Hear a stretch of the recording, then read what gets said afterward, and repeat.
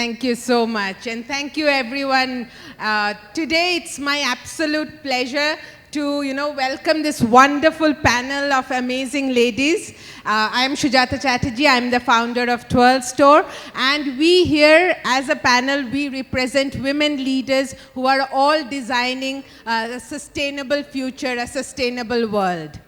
So, before I head over and, introduce you to all of them and the amazing work they are doing, let me tell you one thing. Before sustainability became a topic that, we discuss in panels like this, much before sustainability or, being sustainable was fashionable, from much before that, women, by their very nature, have been sustainable. And the proof of that lies in our own homes, in our culture, in our country as well. Don't we all have, mothers and grandmothers at home who used to hate wastage, who used to know the value of reusing things? Didn't our grandmothers, remake unwanted material into new things like old saris into blankets? We've all seen that. Today, the term that's used to, use unwanted material and remake it into a new product, that term is called upcycling. They did not know the term, but they were aligned with sustainability, with the SDGs. I run an organization called Twirl Store today, where we do exactly that, the work of upcycling. We collect urban waste, that is the waste in your homes, organizations, not really waste, but things that you consider unwanted for you.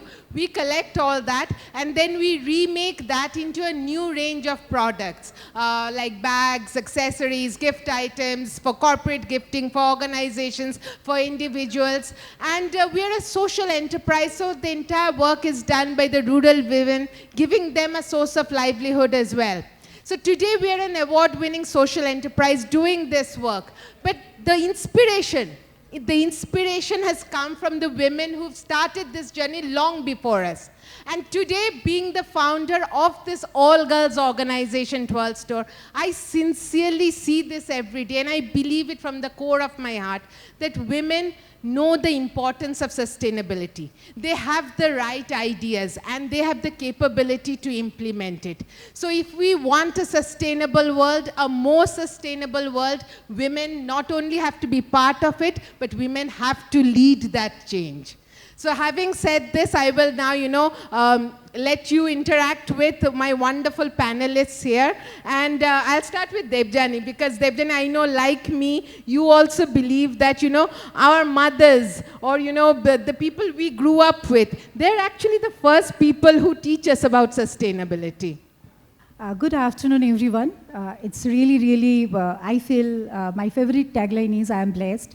Every day I feel more blessed, and today is also one of those days. Yeah, Sujata, you were right that whatever we have learned, and it's all from the mothers, because we know it starts from our own home. Whether it is good food, good health, good soul, everything starts from our own home. And when sustainability is concerned, of course, as you say, this is a fashion statement. Everybody talk about sustainability. I don't know how many of them actually know about the meaning of sustainability. What is sustainability is? It's a wholesome word. And it's not about, only sustainability is not upscaling things. The sustainability is in your thought process. It's not about only with environment. It's not only about environmentalism. It is about economic growth. It's a 360-degree whole growth. That's why we say it's a wholesome process. Even not only economic, there are 3 pillars of sustainability, if we all know, those who are actually working with sustainability. It's your economic growth. It's definitely environment is one of the part. And the most important thing, which I believe, that is the social transformation. Even in India, if you know that women who are working, of course, the share has been much more than 20 years down the line. Before, there are more women who are working out, coming out from home and working. But if you calculate the unpaid hours which they have, ghore baire dudike, the total GDP of India is 39%. And it's not only in India, even with more economic developed country also, women have less time to relax, and they work 1.5 times more than men. So because they have to balance. Even when working with, you know what I am into Nani Ghar. I don't know how many of you know about that. Nani Ghar is a platform. Nani Ghar is a platform of right now 600 women whom we have started as homestay moms who were actually sacrificed their life. Just now we were seeing a presentation where it has been said that for every organization there is a sacrifice. I will say the most sacrifice what everybody, even Sudha Murty, if everybody talks Sudha Murty that she is a great leader, whatever, I feel the sacrifice what Sudha Murty has done for Narayan Murthy to become Narayan Murthy is really, really speechless. So, you know, there are so many women at home who are actually doing sacrifice when we, I will say the men, coming out and making successful brands, isn't it? So, these women at their 40s and 50s, we have given them a platform. At 40s and 50s, maybe we are not in a position to train them with new things, or there are moms who are MSc in mathematics, but unfortunately, that point of age, at 45, maths were not a subject which we can actually use of. So what we have used what she has been doing for last 20 years. She was cooking for her family with love and affection. She is very passionate, and then we tried to make her economically sustain with that. So right now 600 women has joined this brand wagon, and we are in Kolkata, Delhi and Gurgaon, and I think in next 5 years we'll be in all the cities of Kolkata, all the cities of India.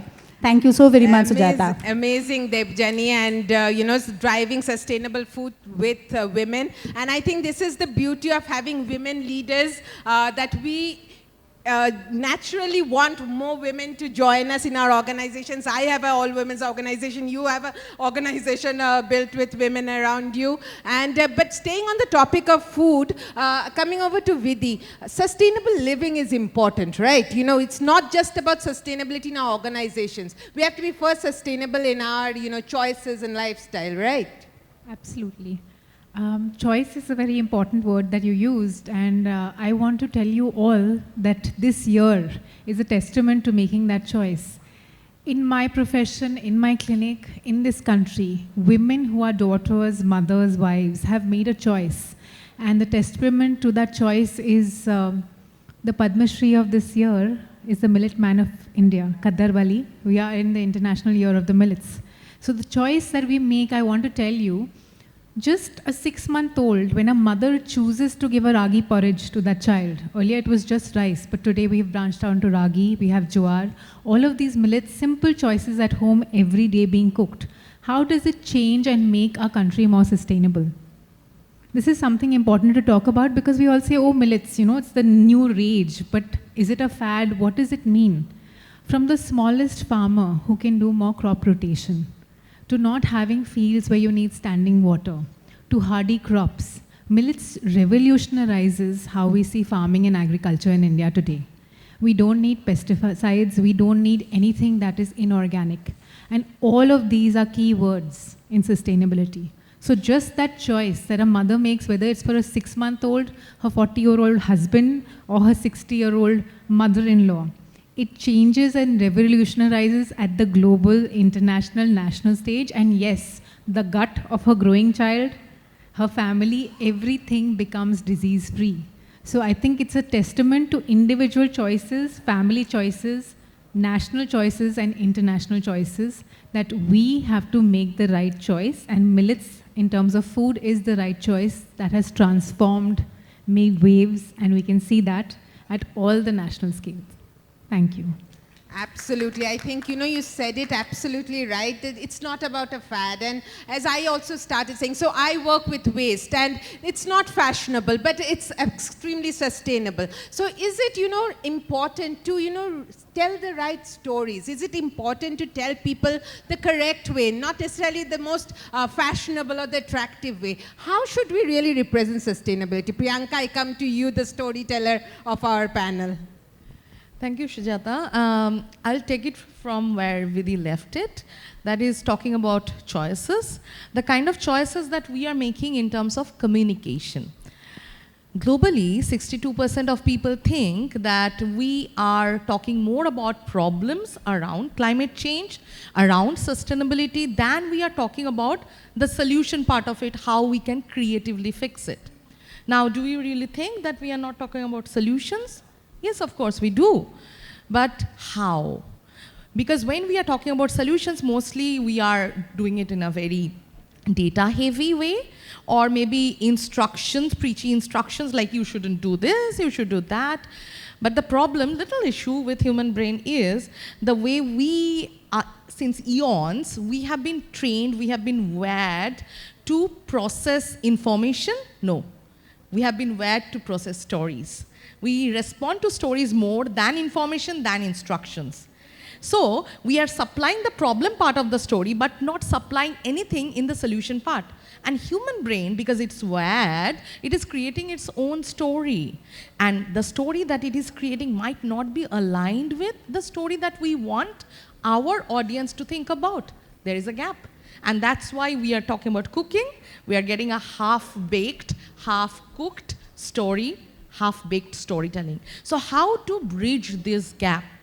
That is what we are talking about, sustainability storytelling, where we are not only uttering the buzzwords like climate change, like sustainability time and again, rather we are doing emotive, exciting, unexpected storytelling. Now you might be asking, so what exactly is sustainability storytelling? It is nothing but vanilla, plain vanilla. Communication about sustainability, but in a more subtle, non-preachy way. Who is the audience, target audience of this sustainability storytelling? People who pop out to the shops, people who take selfies with their dogs, people who drive and drop their children off to school, people who dream about, you know, holidays, national and international holidays. That is basically me, you, maybe all of us. So we are talking about normal people living normal lives, but how to engage them about an abnormal condition that is affecting every day, everything that we are familiar with. So how we can do that, how we can engage them. So very simple, I would like to end with an example that in this storytelling, I'm not taking corporate examples, day-to-day, easy to understand ones. Maybe talk about Bigg Boss. We all have seen Bigg Boss, right? So Bigg Boss contenders, maybe they are participating in eco-friendly challenges, or maybe they are given brownie points for making positive lifestyle changes. Maybe somebody is meeting their love interest in a train, not in a plane, because they are trying to reduce the carbon footprint. In our coffees, a character is scripted who takes maybe soya milk instead of cow milk as a vegan milk. So we are talking about, again, about choices. We are not only doing it in our own lifestyles, but also the things that we see on the TV, on the communication, we hear on the radio. I'm so glad that as a storyteller, the businesses and the organizations, they have already started the ball rolling. They are talking about sustainability storytelling, and I hope it gets fixed before it's too late. Thank you. Absolutely. No, I think organizations, especially brands, have identified that, you know, even customers or consumers now care about sustainability. So I think in future we will see more stories aligning with sustainability. But it's not just limited to stories, right? We have to have our processes also in place. So I come to you, Shyama. What are some of the processes we can have, you know, as individuals or as organizations to keep sustainability, you know, going forward? Thank you, Sujata, for bringing me in. Greetings and good afternoon to all of you present here. I would like to talk about this different angle. We've all heard about, you know, healthy food, about greenery, about plantations, about carbon footprint reduction, about carbon offsetting. But I believe, you know, one part of sustainability is when we build in efficiency and effectiveness within our organization, within everything that we do. And that, I believe, can happen only when we have a defined, standardized set of processes, a process culture in the organization, constantly recalibrating them, whether it is for work, whether it is for people, you know, to align to the newer generation, to align to the newer ways of work, And what does it finally do? By doing all of this, eventually, we are reducing rework, we are reducing waste, we are increasing productivity, we are increasing goodwill, we are increasing revenues, we are increasing customer base, customer success. What more do we want? And that, to me, really makes a sustainable organization. And when each organization is sustainable, eventually the whole world will become sustainable at some point in time, right? And again, with sustainable organization, what is really required is capability building, making efficient people, people who have great skills, people who have great capabilities. They understand, they are coached well, they are handheld well. Unless all of this is happening, it is great to say that, you know, let's work efficiently and effectively, but end of the day, we get stuck at the skill level. We get stuck at who does this work, who really does it the way it is required to be done, right? So it is a long process, it is a patient process, but it can't stop. I would say I have been lucky because I'm part of an organization which is into process consulting, and they're also into quality education. And when I talk of quality education, I would take it slightly beyond the primary. We are not into primary education. We teach professionals across industries, be it IT, be it BFSI, be it telecom, be it health. And what do we teach them on? We teach them on processes, on innovation, on, you know, technical processes, things which they use daily, every day in and out, right? So I think that's been part of my story and my organization called QAI. And I would just want to put in just one last point, which is, you know, women have nurturing as an innate part of their character, right? We are nurturers. We are also multifaceted. So when we become leaders, I think all of that gets reflected in what we do. For us, every approach is very holistic. It is not work and environment. It is not that let me sit in the AC room and then go out and, you know, plant a few plants. No, it doesn't work. Every day at home, we are optimizing. We are looking at what can we do better, how can we do less with more, right? And constantly there is an endeavor to run the house better, to run the culture in the house better, to support each other better. It is so holistic. And I think that is the reason I feel women leaders turn out to be better leaders, because they're very, very holistic and they take everybody along with them. Right. Thank you so much, Sujata. Thank you, Shama. Much of what you mentioned, you know, increasing efficiency, reducing wastage, capability building, much of that is actually also linked with having a digital transformation. And that's where I'd like to bring in Sadia ma'am. And please tell us about the work you're doing and how it's so important to the time we're living in now. Thank you, Sujata, and thank you everyone for this opportunity, and particularly because we are talking about sustainability, we are talking about you know, social transformations, but we will also have to understand that what is the world where we are living. I would particularly talk about digital equity and how basically this would lead to a sustainable world.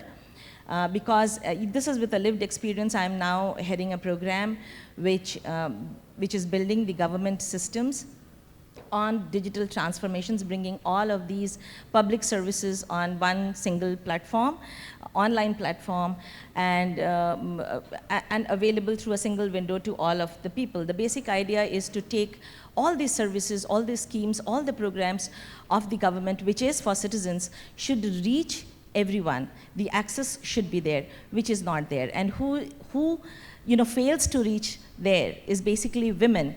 We see that 50% of the population do not have the kind of access or the opportunity to avail the good things of life, which is there. We are somehow left behind. So the program which I am talking about is basically building in this system is one part, but also making it available at the grassroots level, where a woman can just walk in and pay their electricity bill. She should not be just responsible for, you know, and she should have the kind of, you know, the money or the resource to basically take care of herself, be self-dependent. As the previous speaker was talking about whether we have the capability or not, we also have to understand that whether women as citizens do have this entire big mass. These days, technology, your device loaded with technology is basically the source, the medium of all sort of information, all sort of use of resources, your knowledge, everything. But are we skilled enough to use those resources available?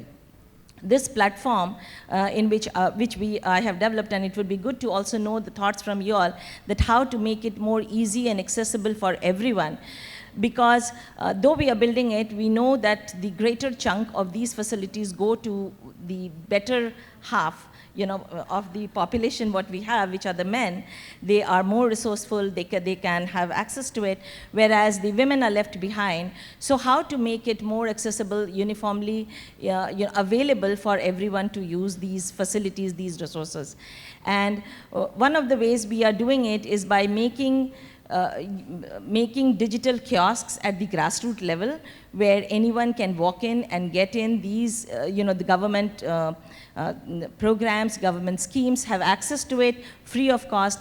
And we want women to be empowered, and you would be surprised that women who do not have access to digital gadgets, who are living in the grassroots and actually struggling with their day-to-day life, and even if they have it, they actually are more than happy to hand it over to the other people who need it more, in their families, in their communities, in the society.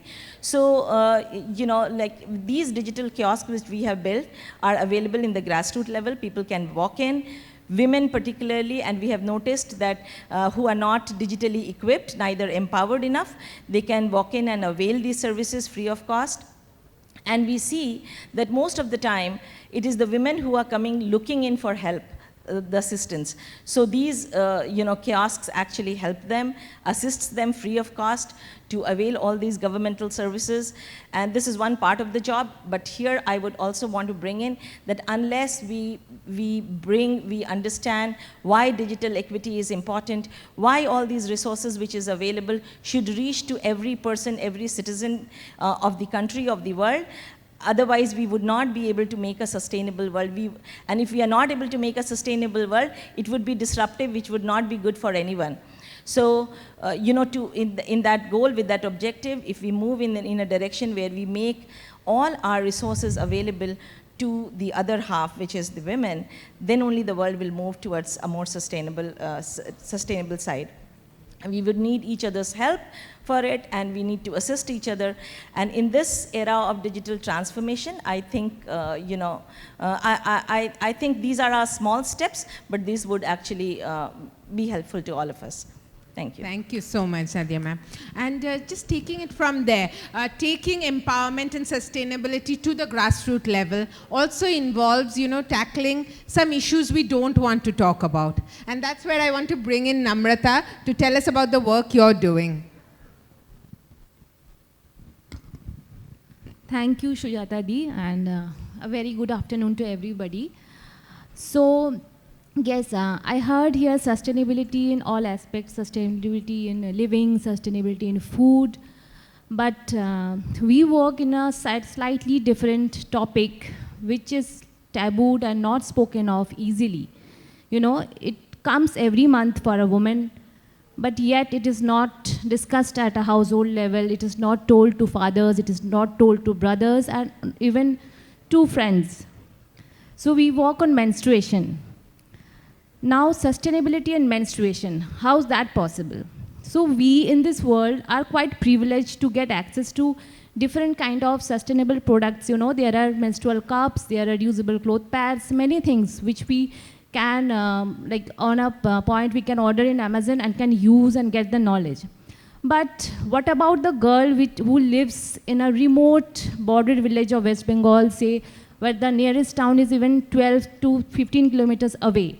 What about when she undergoes her periods every month? Does menstruation have an impact on her? She feels that it's actually important to go and buy a sanitary napkin. But she couldn't, because the nearest town is so far that going on an auto and coming back is much higher price than a packet of sanitary napkin.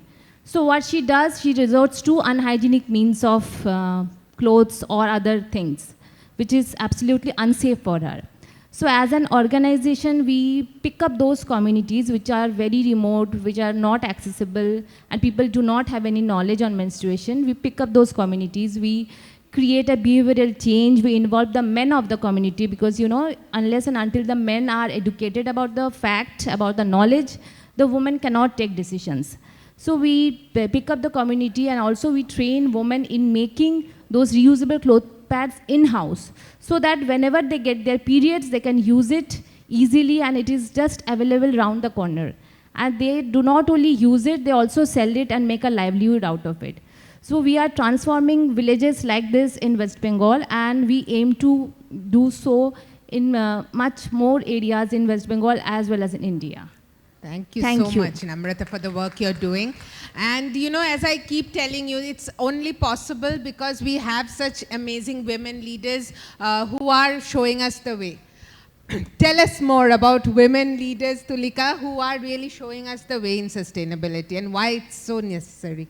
Thank you so much for the questions. Good afternoon, everyone present here. It's an absolute honor for me to talking in front of you all.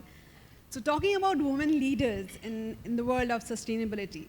Women have always been leaders, but then it was mostly behind the curtains. And now there's a shift of focus. They're coming into the limelight, they're on the spotlight. And it's a pleasure for me to present and tell you how the things have changed over the past. In the history, we've seen that women have been leading, but they were never allowed to come into the limelight. They were never allowed to speak up. They were never allowed to share a point of view. They were never allowed to share their peace of mind. But with technology taking over, and the way things have changed, the way new innovations have come into play today, sustainability and women, they go a long, long way. Because if I can present some data to you, as per the research studies in the year 2022, it has been showed that in companies where women are the leaders, they share certain positions like CEO, COO, the growth of the company has gone up by 29.28% as compared to the leadership of men. For people, it is very, very difficult to accept women as leaders because that's how we have been framed, that's how the society has been framed, that's how it has been expected, that women are supposed to be leading from behind and not come in and speak up and not coming and share what it has to be. Because for any damn thing, at least I can speak for myself, I would go to my mother more than my father. I would ask for a way, what to do. But then, in today's world, when you see the political aspects, they somehow, enormously, they have the courage to understand emotions. People talk about employee well-being. People talk about mental fitness, mental well-being. As per the psychological facts, there are 33.29% women who understands psychological facts better than men do. And that's how we are built in. So I think to have a sustainable world, it's very, very important that we include women leaders because it's just not about facts, it's not about technology, it's about human. Absolutely. So when it comes to emotions, I don't think any man in the world can beat a woman. So. Thank you so much, Tulika. And I think, that was the perfect ending to this discussion. But it's also, I think, useful to remember, what she said, that it's not just about being leaders, it's about being individuals. And that is, I think, an appeal on behalf of all of us that we have to all of you. Be responsible individuals, be responsible in your organizations, and that itself will pave the way to a more sustainable world. Thank you so much for being with us and letting us, share our stories with you.